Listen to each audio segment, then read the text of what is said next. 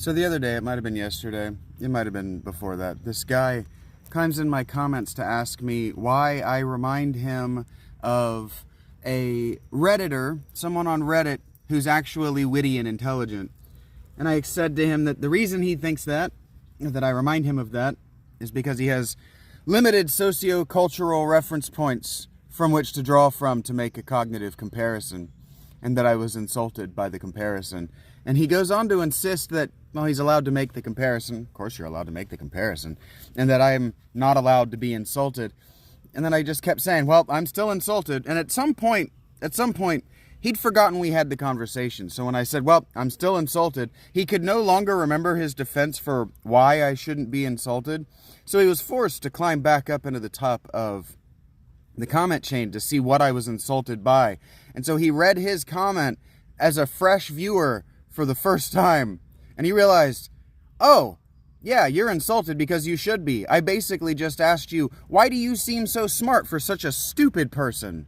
And now I would just really like to know if so few of you really just like think about what you're saying before you type, that you're surprised to find what you've said on further inspection. Does that happen to most of you? I know it happens to every single 100% of people that I've engaged with on Twitter. And so does that happen to you in YouTube comments too? You think that's why you're getting divorced? You think that's why your significant other's cheating on you? Is maybe because you're a fucking terrible listener? You're such a bad listener, you don't even listen to yourself well enough to memorize what you've said, and so you can't even defend your behavior? You think maybe that's why people mistreat you? Is because you're just constantly mistreating yourself and they can't take you seriously? I think that, by the way. When I ask you, like, do you think these things? It's because I definitively think that, and I wonder if you're self-aware enough to notice.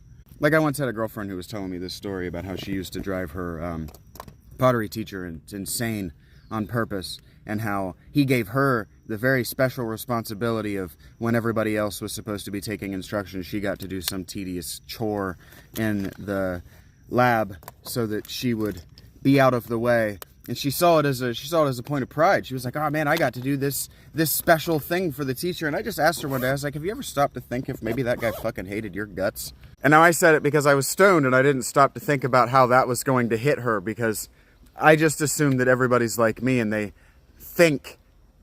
She looks at me, she goes, what? No. He loved me. And I'm like, okay, yeah, but has he texted you? Did he help you get a job? Like, are you working for his pottery studio? And she goes, well, no, I never really thought about it. And I'm like, sorry, dude, but he fucking hated your gut. Have you ever stopped to realize that when people use the most polite language, it's because they absolutely fucking hate you? Yes, ma'am. I'm sorry, sir. Right away, ma'am. You know, in a hierarchy-less society, that's scorn.